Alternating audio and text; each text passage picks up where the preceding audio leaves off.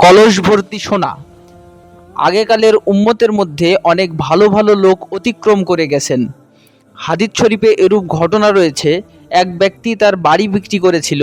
খরিদ্দার বাড়ি দখল করার পর সেখানে মাটির নিচে সোনা ভর্তি একটি কলস পেয়ে গেল। তখন সে কলসটি নিয়ে বাড়ি বিক্রেতার কাছে গিয়ে বলল, ভাই, আপনার কলস নিন, কলসটি আপনার বাড়িতে পাওয়া গেছে।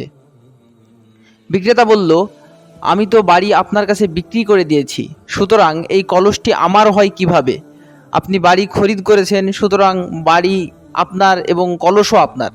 লোকটি বলল, তা হয় না, আমি বাড়ির জন্য টাকা দিয়েছি কিন্তু কলসের জন্য কোনো টাকা দেইনি, সুতরাং কলস আপনারই হবে। অতঃপর আইনত কলসটি জারি হোক। এই ঘটনা থেকে তাদের এখলাসের এক জ্বলন্ত চিত্র ফুটে উঠেছে।